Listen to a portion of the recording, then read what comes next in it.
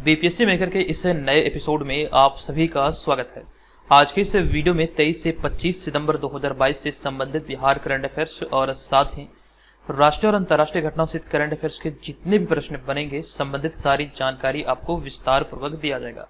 एक बार पुनः आपको बता दूं कि इस श्रृंखला के सारे वीडियो आपके बिहार के सभी प्रतियोगी परीक्षा के दृष्टिकोण से महत्वपूर्ण है। अगर आप अभी से 68वीं बीपीएससी एग्जाम की तैयारी करना चाह रहे हैं तो इस श्रृंखला को जरूर फॉलो कीजिएगा, क्योंकि यहाँ से आपके बिहार की प्रतियोगी परीक्षाओं में काफी हेल्प होने वाली है। इस सीरीज से आपको फायदा ये होता है कि इसमें बिहार, राष्ट्रीय, अंतर्राष्ट्रीय सारे घटनाएं शामिल होती है, यानी कि सारे घटनाओं का करंट अफेयर्स यहाँ पर आपको देखने को मिलता है और सभी प्रश्नों का समग्र विश्लेषण आपके सामने प्रस्तुत किया जाता है। अब यहाँ पर हम आ चुके हैं पिछले वीडियो के प्रश्न पे। ये प्रश्न आपसे पिछले वीडियो में पूछा गया था। ये प्रश्न था कि हाल ही में बिहार के किस जिले के पद्मश्री पुरस्कार विजेता कलाकार रामचंद्र मांझी का निधन हुआ है। तो इस प्रश्न का हमारा राइट आंसर हो जाएगा option number A, Saran. Saran के बारे में कई सारी जानकारी हमने आपको दिया है कि बिहार में सारण एक जिला भी है, लेकिन आपको ये भी ध्यान रखना है कि सारण एक प्रमंडल भी है। बिहार को 9 डिवीजन यानी कि 9 प्रमंडल में बांटा गया है, इनमें से सारण भी एक प्रमंडल है और सारण प्रमंडल के अंतर्गत जो जिलों की संख्या है यह है 3, यानी कि सारण, सिवान और गोपालगंज। इस तीनों को याद रखने का एक ट्रिक मैंने आपको बताया था, सासीगो। इससे आपको याद रखना है कि 3 जिले हैं, सारण, सिवान और गोपालगंज। चूंकि यहाँ पे प्रश्न में बात आई थी पद्मश्री पुरस्कार की, तो ऐसे मैंने आपको कई बार बताया कि भारत का जो सर्वोच्च नागरिक पुरस्कार यानी कि नागरिक सम्मान जो है ये है भारत रत्न, और दूसरे स्थान पर आता पद्म विभूषण, तीसरे स्थान पर आता पद्म भूषण और चौथे स्थान पर आता पद्मश्री। ये प्रश्न बहुत इंपॉर्टेंट था, आपके एग्जाम में पूछे जा सकते हैं।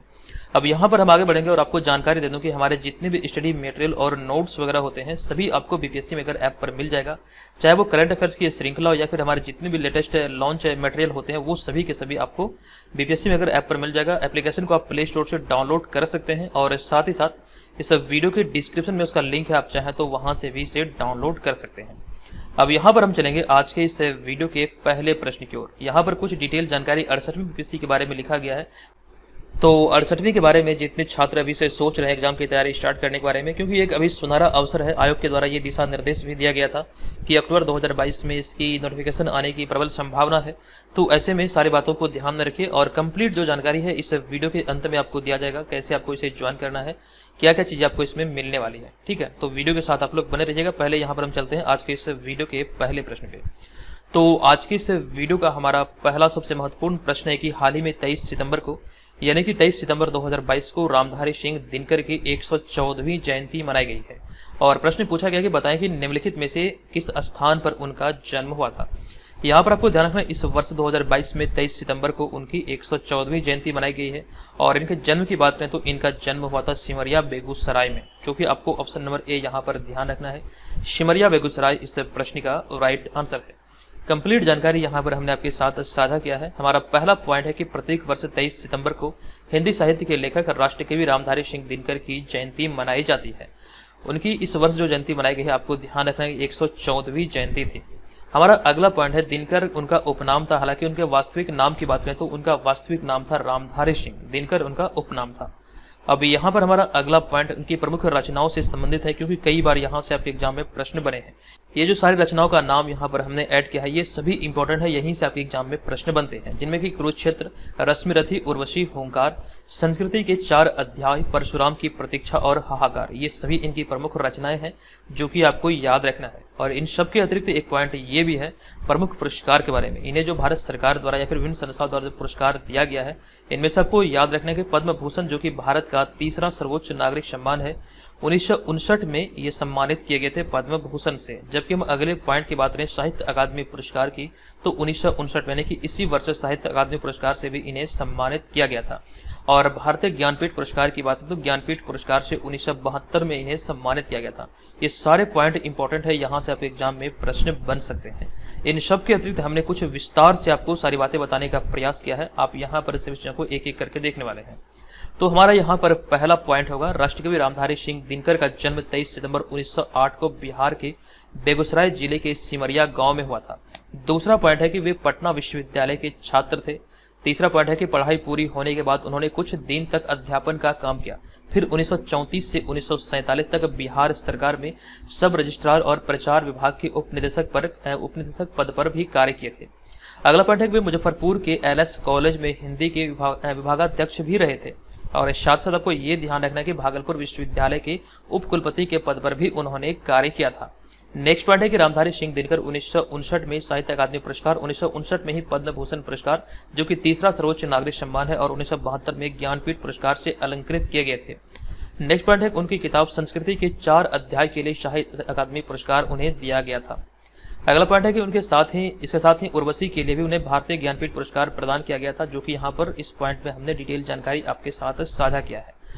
अगला पॉइंट है 1952 में जब भारत की प्रथम संसद का निर्माण हुआ था तो उस समय राज्यसभा के सदस्य चुने गए थे और वे दिल्ली आ गए थे। और फिर इसमें हमारा अगला पॉइंट है कि वे 12 वर्षों तक संसद सदस्य रहे थे, और उनकी मृत्यु की बात करें तो 24 अप्रैल 1974 को उनकी मृत्यु हुई थी। आप चाहें तो यहाँ पर इसका स्क्रीनशॉट ले लीजिए, हो सकता है कि एक प्रश्न यहाँ से एग्जाम में आपको देखने को मिले। ठीक है, तो ये सारी बातों को आपको नोट कर लेना है और स्क्रीनशॉट जरूर से जरूर ले लेना है। चलिए अब यहाँ पर हम चलेंगे अगले दूसरे प्रश्न पे। ये दूसरा प्रश्न भी बिहार करंट अफेयर्स के दृष्टिकोण से इंपॉर्टेंट है। प्रश्न है कि 15 नवंबर 2022 को इंडोनेशिया के बाली में आयोजित होने वाले G20 सम्मेलन में शामिल राष्ट्रों के अध्यक्षों को भारत की ओर से बिहार का कौन सा उत्पाद भेंट किया जाएगा। प्रश्न को एक बार मैं पुनः रिपीट कर रहा हूँ कि 15 नवंबर 2022 को इंडोनेशिया के बाली में आयोजित होने वाले G20 सम्मेलन में शामिल राष्ट्रों के अध्यक्षों को भारत की ओर से बिहार का कौन सा उत्पाद भेंट किया जाएगा। तो इस प्रश्न का हमारा राइट आंसर हो जाएगा ऑप्शन नंबर सी, यानी कि लहठी। अब ये लहठी क्या है इसकी जानकारी हम लोग जानेंगे, लेकिन उससे पहले इस प्रश्न से संबंधित कुछ बेसिक से फैक्ट हैं जो कि आपको नोट करना है। तो हमारा पहला पॉइंट है कि इस वर्ष 15 नवंबर 2022 को इंडोनेशिया के बाली में G20 सम्मेलन आयोजित होने वाला है, जिसमें कि आपको ये ध्यान रखना है भारत को अगले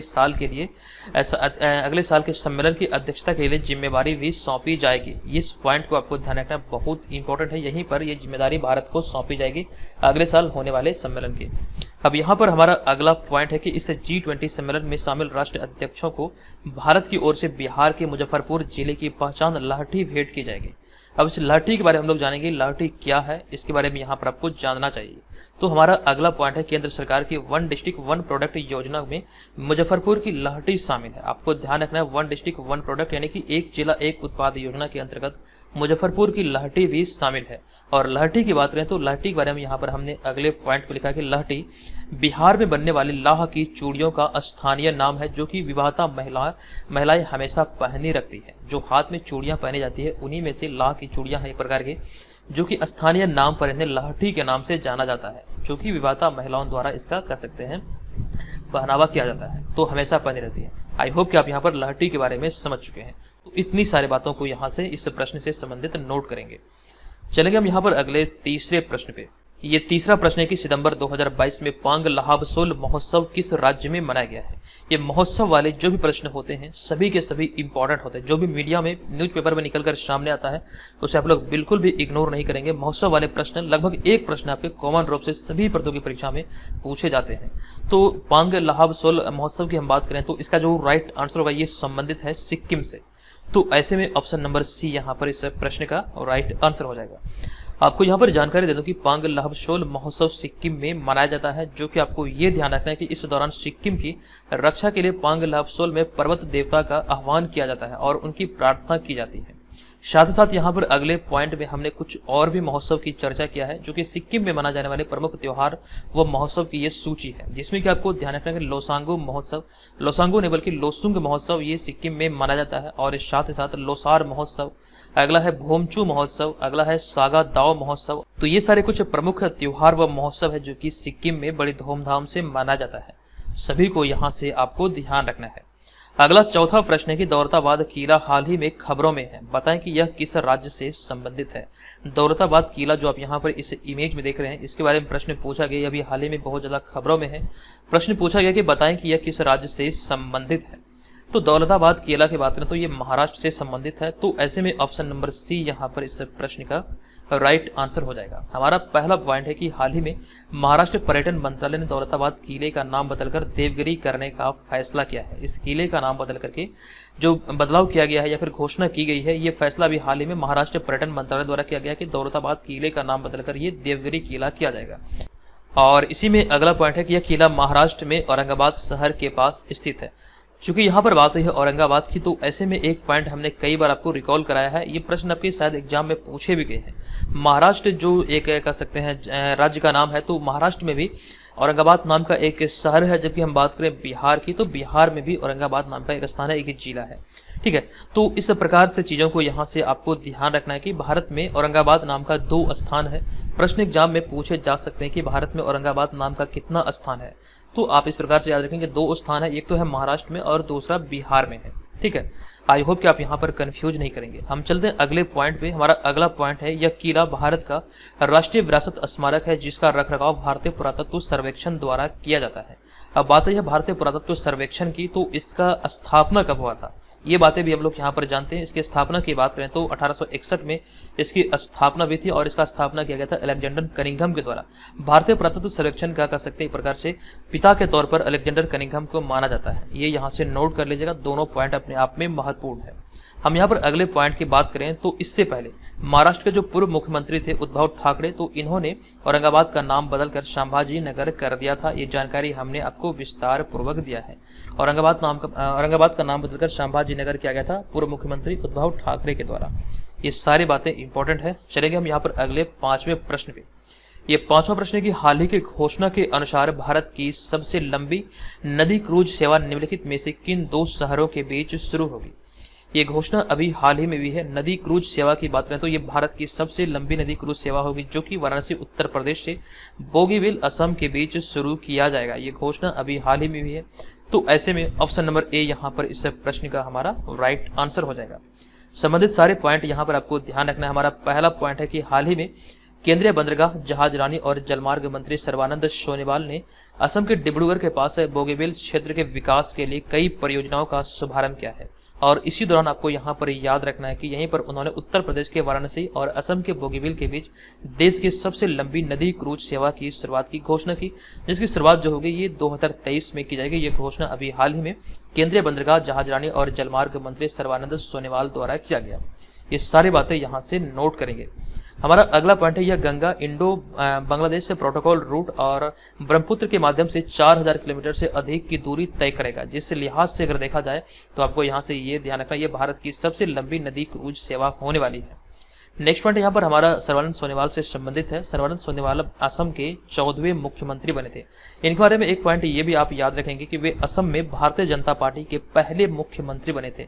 इंपॉर्टेंट पॉइंट है, भारतीय जनता पार्टी के पहले मुख्यमंत्री की बात करें कि इस पार्टी से संबंधित, तो सर्बानंद सोनोवाल भारतीय जनता पार्टी से असम में पहले मुख्यमंत्री बने थे।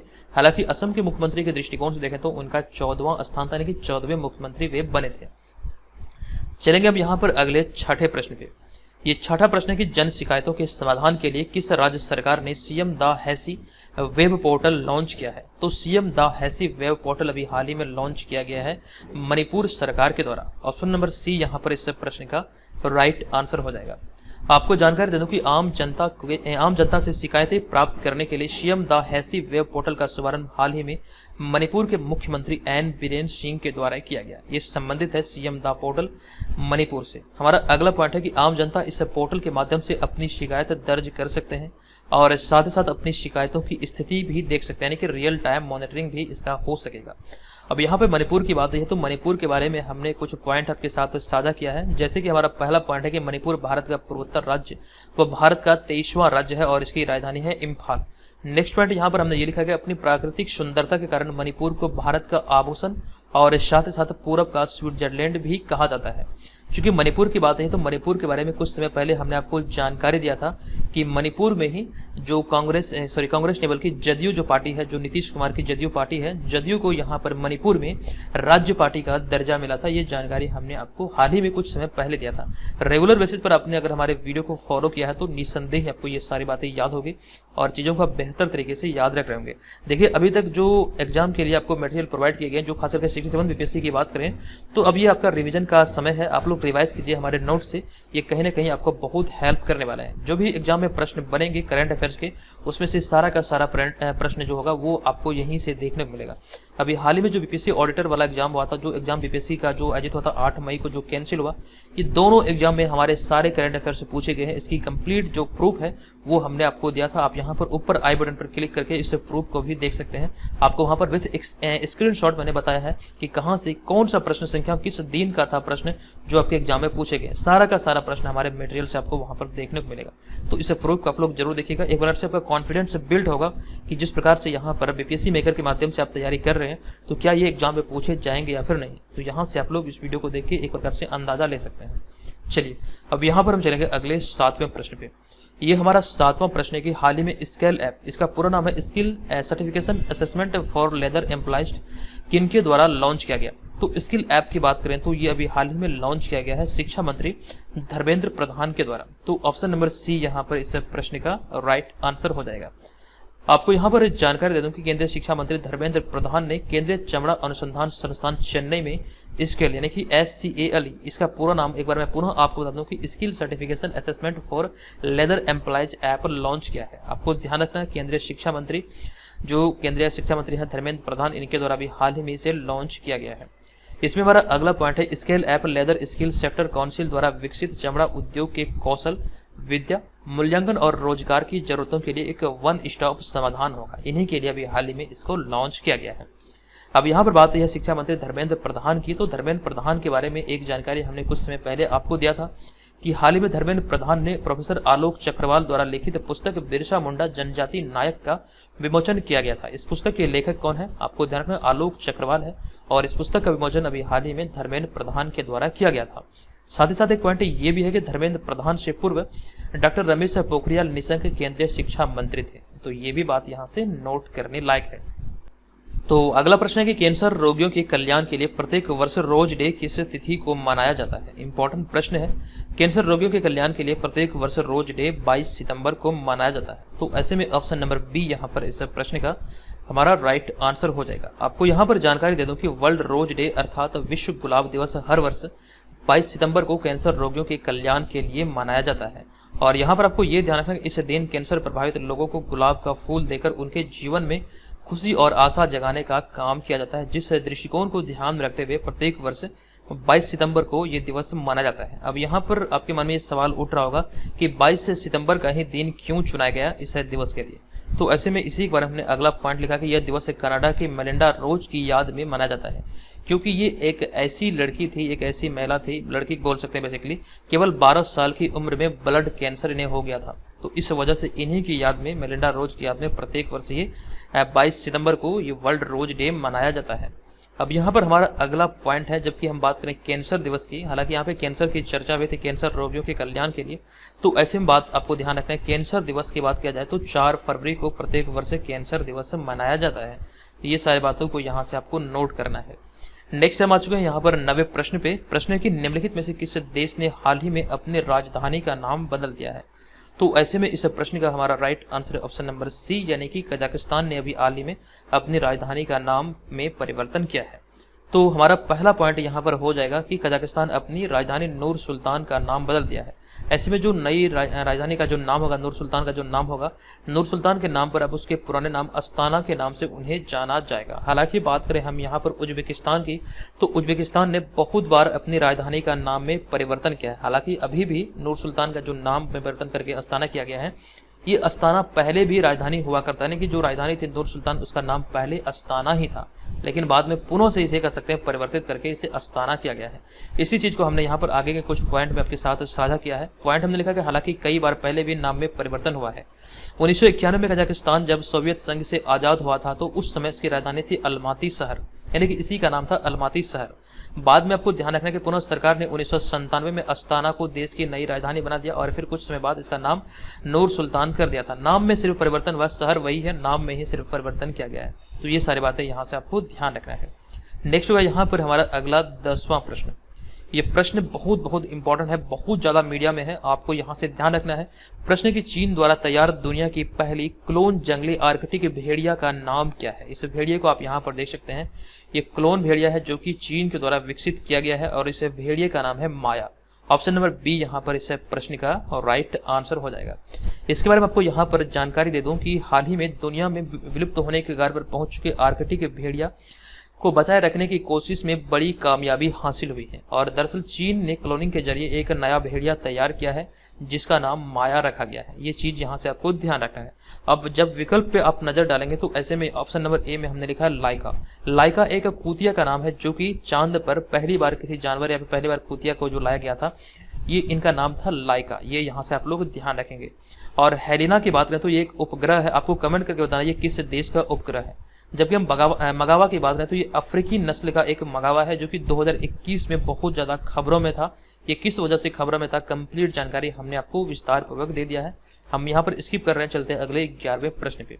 लेकिन यहाँ पर देखिए एक पॉइंट ये भी छूट रहा था, इसे आप लोग नोट कर लीजिएगा कि आर्कटिक भेड़िया की बात करें हम तो इस आर्कटिक भेड़िया जो क्लोनिंग के माध्यम से तैयार हुआ, इसका जन्म इसी साल 10 जून 2022 को हुआ था। हालांकि इसे गुप्त रखा गया था। अभी 100 दिन लगभग इसका पूरा हो चुका है, जिसके बाद ये मीडिया में निकलकर सामने आया है। तो आधिकारिक तौर पर इसकी मतलब कह सकते हैं पुष्टि हुई थी। चलिए यहाँ पर चलते हैं हम अगले 11वें प्रश्न पे। हमारा 11वां प्रश्न है कि भारत सरकार ने हाल ही में रक्षा उद्योगों के बीच सहयोग बढ़ाने के लिए किस देश के साथ एक समझौता किया है। ये समझौता अभी हाल ही में मिस्र के साथ किया गया है। भारत और मिस्र के बीच ये समझौता ज्ञापन पर हस्ताक्षर हुआ है। हमारा पहला पॉइंट यहाँ पर है कि हाल ही में भारत और मिस्र ने रक्षा संबंधों को मजबूत करने के लिए एक समझौता ज्ञापन पर हस्ताक्षर किया है और इस समझौता ज्ञापन पर हस्ताक्षर रक्षा मंत्री राजनाथ सिंह और उनके मिस्र के समकक्ष जनरल मोहम्मद जकी ने किया है। तो ये बातें यहाँ से ध्यान रखें, दोनों को आप यहाँ पर इस इमेज में देख सकते हैं। नेक्स्ट है 12वां प्रश्न। ये प्रश्न है कि 21 सितंबर 2022 को मशहूर कॉमेडियन राजू श्रीवास्तव का निधन हो गया। बताएं कि 2012 में वे किस पार्टी से जुड़कर अपने राजनीतिक सफर की शुरुआत किए थे। तो राइट आंसर होगा ऑप्शन नंबर बी यानी कि समाजवादी पार्टी। ऐसे में यहाँ पर कई सारे पॉइंट है जो कि आप नोट करेंगे। पहला पॉइंट है कि राजू श्रीवास्तव का मूल नाम सत्यप्रकाश श्रीवास्तव था।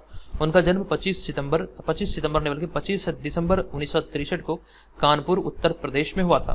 वे हास्य अभिनेता और राजनीतिज्ञ थे और इस साथ 2012 में उन्होंने समाजवादी पार्टी से जुड़कर उन्होंने अपने राजनीतिक सफर की शुरुआत की थी। नोट कीजिएगा 2012 में उन्होंने अपने राजनीतिक सफर की शुरुआत की थी समाजवादी पार्टी से जुड़ करके। लेकिन आपको ये भी ध्यान रखना है कि वे 2014 में भारतीय जनता पार्टी के सदस्य बने थे। साथ ही साथ हम बात करें इनके फिल्मी करियर की तो उन्होंने बाजीगर, बॉम्बे टू गोवा, आमदनी अठन्नी, खर्चा रुपया आदि जो प्रसिद्ध फिल्में हैं, इस फिल्मों में इन्होंने अभिनय का कार्य भी किया था। हम बात करें एक और पॉइंट की जो कि आपको याद रखना है इनके डेब्यू फिल्म की, तो 1988 में जो फिल्म आई थी तेजाब, जिसमें कि अनिल कपूर मुख्य अभिनेता के तौर पर थे। इसमें आपको ध्यान रखना है कि इस फिल्म का नाम था तेजाब। इन्होंने बॉलीवुड में जो डेब्यू किया था, यहाँ पर आपको याद रखेंगे राजू श्रीवास्तव का पहली फिल्म तेजाब था। तो ये सारी बातें आपके एग्जाम में हो सकता है पूछी जाए, इस वजह से हमने यहाँ पर विस्तार पूर्वक ये सारी बातों को आपके साथ साझा किया है। आई होप कि आप इस वीडियो को बहुत ज़्यादा एंजॉय किया, बहुत सारी चीज़ें यहाँ से आपको सीखने को मिला। अगर आप 68वीं के बारे में अभी से सोच रहे हैं तो रेगुलर बेसिस पर आप यहाँ पर अपनी तैयारी को स्टार्ट कर दीजिए, क्योंकि ये श्रृंखला निरंतर इसी प्रकार से पिछले वर्ष की भांति चलती रहेगी। आप यहाँ से बेहतर तैयारी कर पाएंगे अपने एग्जाम के लिए, चाहे वो बिहार की कोई भी प्रतियोगी परीक्षाएं हों, क्योंकि यहाँ पर इस सीरीज में आपको बिहार, राष्ट्रीय, अंतर्राष्ट्रीय सारी घटनाएं देखने को मिलता है। और सबसे बड़ी बात यहाँ पर यह है कि आपको विथ एक्सप्लेनेशन ये प्रोवाइड किया जाता है। चलिए अब यहाँ पर बात आज के इस वीडियो के प्रश्न पे। ये प्रश्न की हाल ही की घोषणा के अनुसार नवंबर 2022 में कौन सा देश चंद्रमा पर अपना पहला रोवर राशिद भेजेगा। कंप्लीट जानकारी हमने आपको दिया था, बताएं इस प्रश्न का राइट आंसर क्या होगा। तो दोस्तों आज की इस वीडियो में इतना ही, मिलेंगे नेक्स्ट वीडियो में। ये वीडियो आपको कैसा लगा कृपया आप लोग कमेंट करके जरूर बताएंगे। चलिए धन्यवाद, जय हिंद।